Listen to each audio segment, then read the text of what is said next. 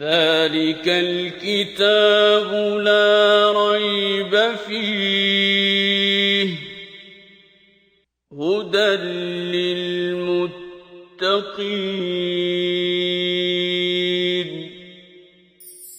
كتاب الله للأرواح روح به تحيا النفوس وتستريح كتاب الله ودوا لو تکفرون کما کفروا فتکونون سواء فلا تتخذوا منهم اولیاء حتی یہاجروا فی سبیل اللہ. وہ تو یہ چاہتے ہیں جس طرح خود کافر ہیں تمہیں بھی کفر کی طرف لے جائیں اور تم اور وہ سب ایک جیسے ہو جائیں. یعنی تم بھی حکم نہ مانو جیسے وہ حکم ماننے کے لیے تیار ہیں، نہ ماننے کے لیے تیار ہیں. لہٰذا ان میں سے کسی کو اپنا دوست مت بناؤ جب تک کہ ہجرت کر کے تمہارے پاس نہ آ جائیں. اب اس لیے مسلمان ایک ریاست قائم ہو چکی تھی، اب وہاں ضرورت تھی دست و بازو کی، مین پاور کی ضرورت تھی. لہٰذا سب کو حکم دیا گیا تھا ہجرت کر کے یہاں آ جاؤ. اب اگر وہ نہیں آ رہے تو وہ حقیقت میں تمہارے دوست نہیں ہیں. فَإِن تَوَلَّوْا، اگر وہ اب بھی منہ موڑتے ہیں، پیٹھ پھیرتے ہیں، نہیں آنے کے لیے تیار، فَخُذُوهُمْ، تو انہیں جہاں پاؤ پکڑو، وَاقْتُلُوهُمْ، اور قتل کرو، حَيْثُ وَجَدتُّمُوهُ، جہاں کہیں بھی تم انہیں پاؤ. وَلَا تَتَّخِذُوا مِنْهُمْ وَلِيًّا وَلَا نَصِيرًا، اور ان میں سے کسی کو اپنا دوست اور مددگار مت بناؤ. إِلَّا الَّذِينَ يَصِلُونَ إِلَىٰ قَوْمٍ بَيْنَكُمْ وَبَيْنَهُمْ مِيثَاقٌ، ہاں البتہ وہ منافق، ایک استثناء دی گئی کہ وہ منافق جو کسی ایسی قوم میں جا کر شریک ہو جائیں جن سے تمہارا معاہدہ ہے. اگر معاہدہ کسی کے ساتھ جنگ نہ کرنے کا ہے اور وہ جا کر کے وہاں پناہ گزین ہو گئے تو اب ان پہ ہاتھ مت اٹھاؤ، کیونکہ پھر وہ معاہدے کی جو ہے وہ توڑنے کا مترادف ہو جائے گا. اور جاؤکم حسرت صدورہم ان یقاتلوکم و یقاتلوا قومہم، اور وہ منافق بھی مستثنیٰ ہے جو تمہارے پاس آئے اور وہ لڑائی سے بچنا چاہتے ہیں، نہ تم سے لڑنا چاہتے ہیں نہ اپنی قوم سے. وَلَوْ شَاءَ اللَّهُ لَسَلَّطَهُمْ، اگر اللہ چاہتا تو وہ بھی ان کی طرف سے لڑنے کے لیے آ جاتے، تم پر مسلط کر دیتا. فَلَقَاتَلُوكُمْ، اور وہ بھی تم سے لڑتے. فَإِنْ اعْتَزَلُوكُمْ فَلَمْ يُقَاتِلُوكُمْ وَأَلْقَوْا إِلَيْكُمُ السَّلَامَ فَمَا جَعَلَ اللَّهُ لَكُمْ عَلَيْهِمْ سَبِيلًا، لہٰذا اگر وہ تم سے کنارہ کش ہو جائیں، وہ جنگ نہ کریں تو تم بھی ان سے جنگ نہ کرو، اور صلح کا ہاتھ بڑھائیں تو ان سے صلح کر لو. اس لیے کہ اللہ نے ان پر دست درازی کا تمہیں رستہ نہیں دیا. سَتَجِدُونَ آخَرِينَ يُرِيدُونَ أَن يَأْمَنُوكُمْ وَيَأْمَنُوا قَوْمَهُمْ، اور کچھ ایسے بھی ہیں، یہ بھی ایک قسم منافقین کی بیان کی گئی، جو بظاہر تو چاہتے ہیں کہ تم سے بھی امن میں رہیں، اپنی قوم سے بھی نہ لڑیں تمہاری طرف سے، نہ ان کی طرف تم سے، لیکن دل میں کھوٹ ہے. کلما ردوا الی الفتنہ، اگر انہیں موقع مل جائے فتنہ میں گھسنے کا، ارکسوا فیہا، تو وہ فوراً اس میں گھس پڑیں گے. یعنی اگر موقع مل جائے تمہارے خلاف اقدام کرنے کا تو وہ فوراً اس میں شامل ہو جائیں گے. فَإِن لَّمْ يَعْتَزِلُوكُمْ، اگر وہ باز نہ آئیں، وَيُلْقُوا إِلَيْكُمُ السَّلَامَ، اور تمہاری طرف صلح کے لیے ہاتھ نہ بڑھائیں، وَيَكُفُّوا أَيْدِيَهُمْ فَخُذُوهُمْ وَاقْتُلُوهُمْ حَيْثُ ثَقِفْتُمُوهُمْ، تو جہاں کہیں پائیں انہیں پکڑو اور انہیں قتل کرو. وَأُولَٰئِكُمْ جَعَلْنَا لَكُمْ عَلَيْهِمْ سُلْطَانًا مُبِينًا، ان پر ہاتھ اٹھانے کا اللہ نے اختیار دیا ہے. وَمَا كَانَ لِمُؤْمِنٍ أَن يَقْتُلَ مُؤْمِنًا إِلَّا خَطَأً، مومن کے لیے، مومن کا یہ کام نہیں ہے کسی دوسرے مومن کو وہ قتل کرے سوائے اس کے کہ اگر خطا ہو جائے. اگر غلطی سے کوئی قتل ہو جائے یہ علیحدہ بات ہے، لیکن جان بوجھ کے قتل کرنا، وَمَنْ قَتَلَ مُؤْمِنًا خَطَأً، اگر کوئی خطا سے قتل ہو جائے، فَتَحْرِيرُ رَقَبَةٍ مُؤْمِنَةٍ، اس کا جو پھر قصاص ہوگا کہ ایک مومن غلام کو آزاد کرو، وَدِيَةٌ مُسَلَّمَةٌ، اور جو دیت مقرر کر دی گئی ہے وہ خون بہا کے طور پر جو اس کے وارث ہیں انہیں ادا کرو. مُسَلَّمَةٌ إِلَىٰ أَهْلِهِ إِلَّا أَن يَصَّدَّقُوا، سوائے اس کے کہ وہ صدقہ کر دیں، معاف کر دیں. فَإِن كَانَ مِن قَوْمٍ عَدُوٍّ لَّكُمْ، اور اگر وہ شخص، وہ مسلمان مقتول کسی ایسی قوم سے تھا جس سے تمہاری دشمنی تھی، تو فَتَحْرِيرُ رَقَبَةٍ مُؤْمِنَةٍ، پھر ایک مومن کا آزاد کرنا کفایت کرے گا. اس لیے کسی غیر مسلم کو آپ دیت دیں گے وہ آپ کے خلاف استعمال ہوگا، وہ سرمایہ کو آپ کے خلاف استعمال کرے. یہ مسلمتن کہا کہ جو مقرر کی گئی ہے. وہ مقرر کیا تھی نبی اکرم صلی اللہ علیہ وسلم کے دور میں 100 اونٹ یا 200 گائیں یا 2000 بکریاں، یہ مقرر تھی دیت کے طور پر، خون بہا کے طور پر دینا پڑتا تھا. حضرت عمر رضی اللہ تعالیٰ عنہ کے زمانے میں، کیونکہ اب حالات بدل چکے تھے اور قیمت بھی چیزوں کی جو تبدیل ہو چکی تھی، تو وہ 800 دینار یا 8000 درہم جو ہے وہ مقرر کیے گئے تھے۔ اس لیے فرمایا تھا آپ علیہ رضی اللہ تعالیٰ عنہ کہ اب کیونکہ اونٹوں کی قیمت بڑھ گئی ہے، لہٰذا سونے کے سکے میں 1000 دینار یا چاندی کے سکے میں 12000 دینار جو ہے وہ خون بہا جو ہے وہ دلوایا جائے۔ وَإِنْ كَانَ مِنْ قَوْمٍ بَيْنَكُمْ وَبَيْنَهُمْ مِيثَاقٌ فَدِيَّةٌ مُسَلَّمَةٌ إِلَىٰ أَهْلِهِ وَتَحْرِيرُ رَقَبَةٍ مُؤْمِنَةٍ، اور اگر کسی ایسی غیر مسلم قوم کا فرد تھا جس سے تمہارا معاہدہ ہو تو اس کے وارثوں کو خوب بہا بھی دیا جائے گا اور ایک مومن غلام کو آزاد کرنا بھی ہوگا۔ کچھ ایسے قبیلے بھی تھے جو غیر مسلم تھے لیکن ان کے ساتھ معاہدہ تھا کہ اگر قتل کوئی ہو جائے ایک دوسرے کا تو اسے دیت بھی دی جائے گی، تو معاہدے کے مطابق وہ دیت بھی دی جائے گی اور ایک مومن غلام کا آزاد کرنا بھی ہوگا۔ فَمَن لَّمْ یجد، اور اگر اس کسی کے پاس یہ ہوئی نہ، فَصِيَامُ شَهْرَيْنِ مُتَتَابِعَيْنِ، تو پھر اسے لگاتار 60 دن کے روزے رکھنا ہوں گے، توبۃ من اللہ، یہ اللہ تبارک و تعالیٰ کی طرف سے اس گناہ کی توبہ کا طریقہ ہے۔ وَكَانَ اللَّهُ عَلِيمًا حَكِيمًا، بے شک اللہ علم والا، سب کچھ جاننے والا اور دانا ہے۔ وَمَن يَقْتُلْ مُؤْمِنًا مُتَعَمِّدًا، اور جو جس کسی نے کسی ایمان والے کو جان بوجھ کے قتل کیا، قتل عمد، فَجَزَاؤُهُ جَهَنَّمُ خَالِدًا فِيهَا، اس کی جزا تو پھر جہنم ہے، دوزخ ہے، ہمیشہ ہمیش کے لیے۔ وَغَضِبَ اللَّهُ عَلَيْهِ، اس پر اللہ کا غضب نازل ہوگا، وَلَعَنَهُ، اور لعنت پڑے گی، وَأَعَدَّ لَهُ عَذَابًا عَظِيمًا، اور اس کے لیے اللہ نے تیار کر رکھا ہے بہت بڑا عذاب۔ یا ایھا الذین آمنوا اذا ضربتم فی سبیل اللہ فتبینوا، اے مسلمانوں جب اللہ کے راستے میں جہاد کے لیے، قتال کے لیے نکلو تو چھان بین کر لیا کرو، دوست اور دشمن کی تمیز کیا کرو۔ وَلَا تَقُولُوا لِمَنْ أَلْقَىٰ إِلَيْكُمُ السَّلَامَ لَسْتَ مُؤْمِنًا، اور اگر کوئی سلام سے تمہاری طرف بڑھے، تقدیم کرے، تو فوراً نہ کہہ دو تم مومن نہیں ہے اور اسے قتل کر دو۔ تبتغون عرض الحیات الدنیا، کیا تم صرف دنیا کے فائدے چاہتے ہو؟ فعند اللہ مغانم کثیرہ، جبکہ اللہ کے پاس تمہارے لیے بہت غنائم ہیں، بہت غنیمتیں ہیں۔ کذالک کنتم من قبل، ہمیشہ یہ خیال کیا کرو کہ تم بھی تو کبھی کفر کی حالت میں تھے۔ فمن اللہ علیکم، پھر اللہ نے تم پر احسان کیا تو تمہیں ایمان کی توفیق عطا فرمائی۔ فتبینوا، تو لازماً چھان بین کیا کرو۔ ان اللہ کان بما تعملون خبیرا، اور جان لو جو کچھ بھی تم کرتے ہو اللہ اس سے بخوبی واقف ہے۔ لا یستوی القاعدون من المؤمنین غیر اولی الضرر والمجاہدون فی سبیل اللہ باموالہم وانفسہم، مسلمانوں میں جو لوگ معذوری کے بغیر گھر میں بیٹھے رہتے ہیں۔ ابھی تک قتال کی صورتحال یہ ہوتی تھی کہ صرف اعلان کیا جاتا تھا کہ مہم درپیش ہے تو آؤ، اب جو کوئی آ گیا والنٹریلی وہ شامل ہو گیا، اور جو نہیں آیا اس پہ کوئی اعتراض نہیں ہوتا تھا، اس پہ کوئی زبردستی نہیں تھی، لہٰذا جو اپنی چاہت کے مطابق آ گیا۔ لیکن صرف ایک موقع تھا غزوہ تبوک کا، جب نفیر عام کی گئی، لازم کیا گیا کہ سب چلیں گے جو قابل جنگ ہے۔ اس وقت کسی بوڑھے کی جوان کی تمیز نہیں تھی، سب نے جانا ہے جو بھی جنگ کر سکتا ہے جس میں صلاحیت ہے۔ تو یہ وہ موقع تھا جب ابھی تک جو ہے وہ لازم قرار نہیں دیا گیا تھا، تو فرمایا اس وقت ترغیب دلائی گئی کہ وہ لوگ جو گھر میں بیٹھے رہے اور وہ لوگ جو کہ اپنے اموال سے، اپنی جانوں سے جہاد کے لیے نکلے، وہ ایک جیسے نہیں ہیں، بلکہ جو مجاہد ہیں انہیں ان پر اللہ تبارک و تعالیٰ نے فضل اللہ المجاہدین باموالہم وانفسہم علی القاعدین درجہ، اللہ نے انہیں فضیلت دی ہے، ایک درجہ ان پر بلند ہے۔ وَكُلًّا وَعَدَ اللَّهُ الْحُسْنَىٰ، جبکہ سب سے اللہ کا وعدہ اچھا ہے۔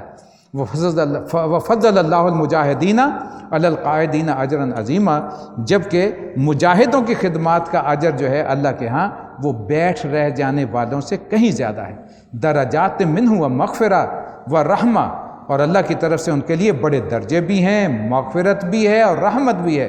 وَكَانَ اللَّهُ غَفُورًا رَحِيمًا، بے شک اللہ معاف کرنے والا اور رحم کرنے والا ہے۔ ان الذین توفاہم الملائکۃ ظالمی انفسہم قالوا فیما کنتم، جو لوگ اپنی جانوں پر ظلم کرتے رہے، ان کی روحیں جب فرشتوں نے قبض کی تو ان سے پوچھا کہ تم کس حال میں مبتلا تھے؟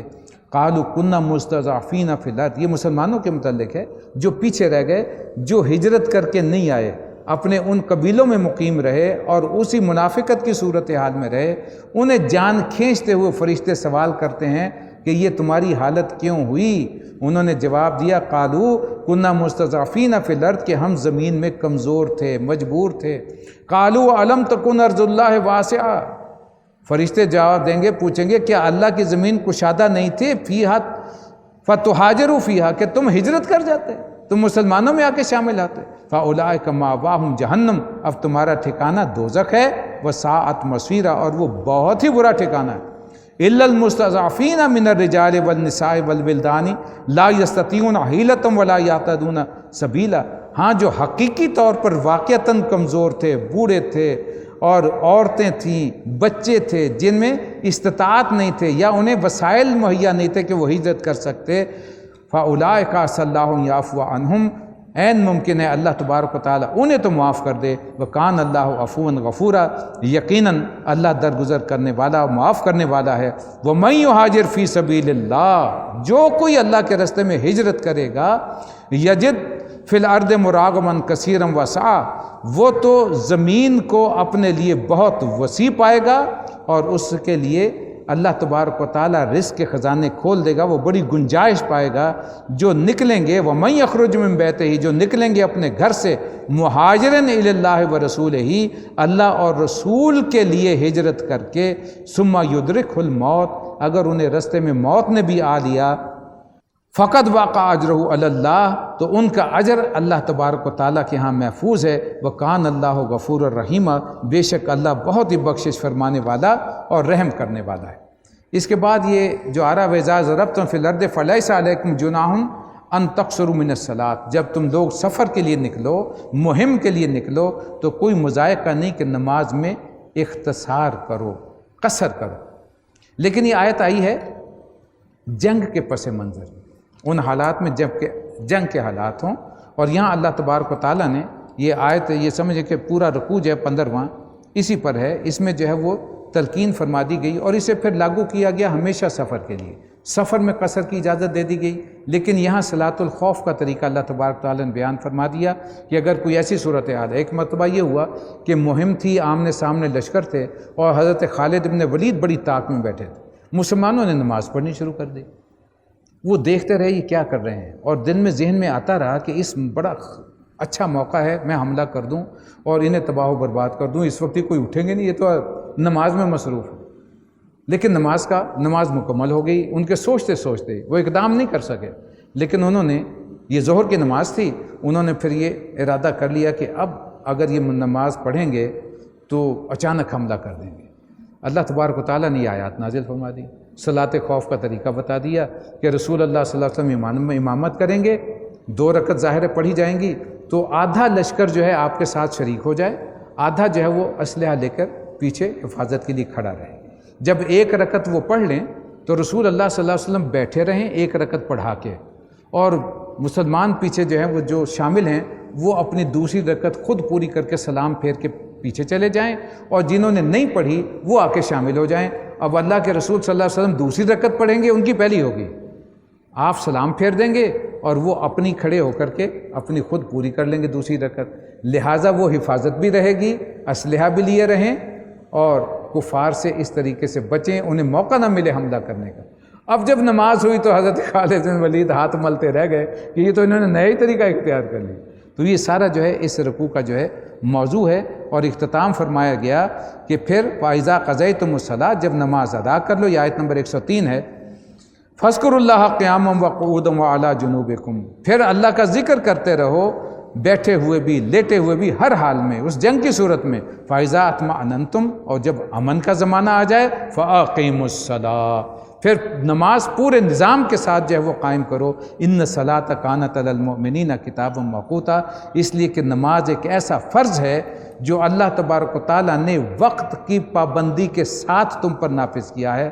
وَلَا تَهِنُوا فِي ابْتِغَاءِ الْقَوْمِ، اور دیکھو کسی قوم کے مقابلے میں کمزوری نہ دکھانا، ان کا پیچھا کرنے میں، ان کے انجام تک پہنچانے میں۔ ان تکونوا تعلمون فإنهم يعلمون كما تعلمون، دیکھو اگر تم تکلیفیں اٹھا رہے ہو تو وہ بھی تمہاری طرح تکلیفیں اٹھا رہے ہیں، وہ کفر کے لیے اٹھا رہے ہیں، تم نے حق کے لیے تکلیف اٹھانی ہے، تو تمہارا تو زیادہ بنتا ہے کہ تم ان کا مقابلے پر آؤ، انہیں ان کے کیفر انجام تک پہنچاؤ۔ وَتَرْجُونَ مِنَ اللَّهِ مَا لَا يَرْجُونَ، وہ تو اس چیز کے امیدوار نہیں ہے جس کے تم اللہ سے امیدوار ہو. تمہیں اللہ اجر عطا فرمائے گا، تم اللہ کے اجر کے امیدوار ہو، جبکہ انہیں یہ امید نہیں ہے. وَقَانَ اللَّهُ عَلِيمًا حَكِيمًا، بے شک اللہ سب کچھ جاننے والا اور کمال حکمت والا ہے. اِنَّا أَنزَلْنَا إِلَيْكَ الْكِتَابَ بِالْحَقِّ لِتَحْكُمَ بَيْنَ النَّاسِ، اے نبی ہم نے یہ کتاب حق کے ساتھ آپ کی طرف نازل کی ہے تاکہ جو راہ راست اللہ نے تمہیں دکھائی ہے اس کے مطابق، بما اراک اللہ، جو راستہ اللہ نے دکھایا ہے اس کے مطابق، ان قوانین کے مطابق ان کے درمیان فیصلہ کرو. ولا تکن لخائنین خصیما، اور تم بددیانت لوگوں کی طرف سے جھگڑنے والے مت بنو. یہ بھی معاملہ ایک ایسا ہوا کہ ایک شخص نے جو ہے وہ اپنے ہی کسی مسلمان کے گھر میں چوری کر لی. یہ شخص منافق تھا، وہ کچھ دیگر مال بھی لے کے گیا اور اتفاق سے وہاں آٹے کا ایک تھیلا پڑا ہوا تھا، وہ بھی اٹھا کر لے کر گیا. اس تھیلے میں کہیں نیچے ایک سوراخ تھا. اب وہ جہاں جہاں لے جاتا رہا، جس راستے سے بھی، وہ آٹا تھوڑا تھوڑا تھوڑا تھوڑا وہاں پیچھے پیچھے پیچھے پیچھے چلتا رہا، گویا کوئی نشاندہی کرتا گیا کہ چور جا کس طرف رہا. پہلے وہ اپنے گھر ہوا، جب اس نے دیکھا یہ، وہ گھبرایا کہ یہ تو میں پکڑا جاؤں گا. لہٰذا اس نے وہ تھیلا اور مال اٹھایا اور ایک یہودی کے پاس جا کے امانت رکھ دیا کہ میری امانت رکھ لو، میں تمہیں سے کسی وقت لے لوں گا. اگلے دن جب وہ کھرا ناپا گیا تو وہ پہنچا اس کے گھر. جب اس سے پوچھا گیا، اس نے کہا میں نے تو چوری نہیں کی، یہ مال یہاں تک آیا لیکن آگے بھی تو جا رہا ہے نا. اب وہ یہودی کے گھر پہنچ گیا نشان، اب یہ تو یہودی کے گھر سے مال بھی برآمد ہو گیا. اب وہ پکڑا گیا بیچارہ چوری کے الزام. اس نے کہا میں تو چور نہیں ہوں، یہ تو مجھے فلاں شخص جو بطور امانت میرے پاس رکھ کے گیا. اب مسلمان، اس کا قبیلہ اس کی پشت پہ کھڑا ہو گیا. اس نے سارا شور مچایا کہ جناب دیکھیں یہ مسلمان ہے، یہ کیوں جھوٹ بولے گا، یہ خبیث یہودی جھوٹ بول رہا ہے، چوری اس نے کی ہے اور یہ جان بوجھ کے جو ہے پہلے نشان یہاں تک لایا اور پھر یہ اپنے گھر لے گیا. اب فیصلہ آ گیا رسول اللہ صلی اللہ علیہ وسلم کے پاس. اب بظاہر شواہد جو تھے وہ یہودی کے گھر پہنچ رہے تھے. اب اس پر اللہ تبارک و تعالیٰ کی طرف سے ہدایات آ گئیں. عین ممکن تھا کہ اس کے متعلق فیصلہ ہو جاتا، لیکن اللہ تبارک و تعالیٰ نے بذریعہ وحی نبی اکرم صلی اللہ علیہ وسلم کو سارا جو ہے وہ حال کھول دیا اور آپ نے اس منافق کو جو ہے وہ سزا دی. اور یہ پھر جو ہے وہ مرتد ہوا اور بھاگ کے مکہ چلا گیا، مشرکین مکہ کے پاس. وَاسْتَغْفِرِ اللَّهِ، اللہ سے استغفار کیجئے، درگزر کی درخواست کیجئے. ان اللہ کان غفور الرحیم، بے شک اللہ درگزر فرمانے والا اور رحیم ہے. ولا تجادل عن الذین یختانون انفسهم، جو لوگ اپنے نفس سے خیانت کرتے ہیں آپ اس کی حمایت مت کیجئے. ان اللہ لا يحب من کان خوانا نسیما، اللہ کسی ایسے شخص کو پسند نہیں کرتا جو خیانت کار ہے اور معصیت کرنے والا ہے. یستخفون من الناس ولا یستخفون من اللہ، یہ لوگ انسانوں سے اپنی حرکت چھپا سکتے ہیں، چھپ سکتے ہیں انسانوں سے، لیکن ولا یستخفون من اللہ سے نہیں چھپ سکتے. وَهُوَ مَعَهُمْ، وہ تو ان کے ساتھ اس وقت بھی ہوتا ہے اذ یبیتون ما لا یرضی من القول، جب یہ راتوں کو چھپ چھپ کر اس کی مرضی کے خلاف مشورے کر رہے ہوتے ہیں. وکان اللہ بما یعملون محیطا، اور جان لو اللہ ان کے تمام اعمال پر محیط ہے. ہا انتم ہؤلاء جادلتم عنہم فی الحیات الدنیا، یہ لوگ جو ہیں ان مجرموں کی طرف سے دنیا کی زندگی میں تو آپ سے جھگڑ رہے ہیں. پورا قبیلہ کیونکہ اس بات پر بضد تھا کہ یہ حق پر ہے، یہودی جھوٹ بول رہا ہے، تو فرمایا گیا کہ دنیا میں تو بحث آپ کے سامنے کر رہے ہیں نبی صلی اللہ علیہ وسلم آپ کو قائل کرنے کے لیے. فَمَن يُجَادِلُ اللَّهَ عَنْهُمْ يَوْمَ الْقِيَامَةِ، ان سے پوچھو قیامت کے دن کون لڑے گا اللہ کے سامنے ان کے خلاف.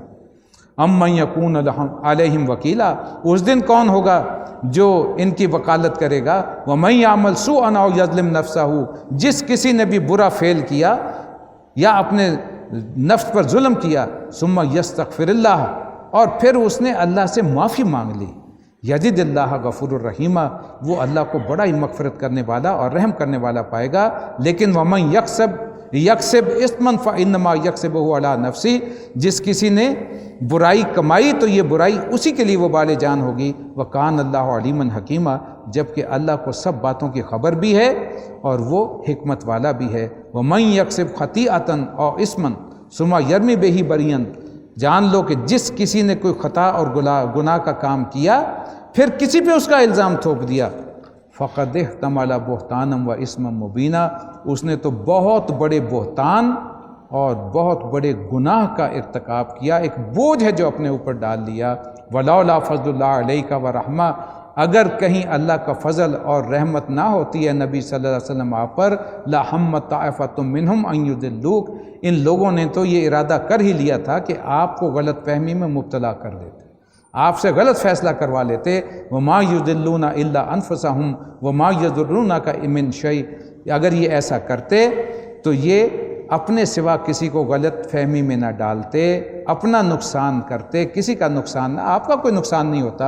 وَأَنزَلَ اللَّهُ عَلَيْكَ الْكِتَابَ وَالْحِكْمَةَ، اللہ نے تو آپ پر کتاب نازل کی، حکمت نازل کی، وَعَلَّمَكَ مَا لَمْ تَكُنْ تَعْلَمْ، اور آپ کو وہ کچھ بتایا جو آپ کو معلوم نہیں تھا۔ وَكَانَ فَضْلُ اللَّهِ عَلَيْكَ عَظِيمًا، یقیناً اللہ کا بہت بڑا فضل آپ پر ہے۔ نبی اکرم صلی اللہ علیہ وسلم میں اس کے متعلق جو ہے وہ ایک حدیث میں بھی الفاظ آئے کہ تم لوگ جو مجھ سے فیصلے کرواتے ہو اس کی شہادتیں، اس کے معاملات صحیح لایا کرو۔ اگر تم نے کہیں کوئی ایسا فیصلہ کروایا، اس لیے کہ جو شواہد پیش کیے جاتے ہیں کسی بھی عدالت میں، عدالت ان کی بنیاد پر فیصلہ کرتی ہے۔ اگر کوئی شخص غلط شواہد لا کر، غلط کیس بنا کر عدالت کے سامنے رکھے گا اور جج اس کے مطابق فیصلہ کرے گا تو وہ جج ذمہ دار نہیں ہے، وہ لوگ ذمہ دار ہیں جنہوں نے اس کیس کو، اس معاملے کو غلط شکل دے کر کے جج کی عدالت میں غلط شہادتوں کے ساتھ پیش کیا ہے۔ چنانچہ یہی نبی اکرم صلی اللہ علیہ وسلم نے فرمایا کہ اگر تم نے کوئی مجھ سے ایسا فیصلہ کروا لیا تو قیامت کے دن اس کے ذمہ دار تم ہوگے۔ اللہ تبارک و تعالیٰ سے اس دعا کے ساتھ مجلس کا اختتام کرتے ہیں۔ اللہ تبارک و تعالیٰ جو کچھ ہم پڑھ رہے ہیں اسے ہمارے دلوں میں اس نصیحت کو، اس خیر کو جاگزین فرمائے اور عمل کی توفیق عطا فرمائے۔ اقول قولی ھذا واستغفر اللہ لی ولکم ولسائر المسلمین والمسلمات۔ ذلك الكتاب لا ريب فيه هدى للمتقين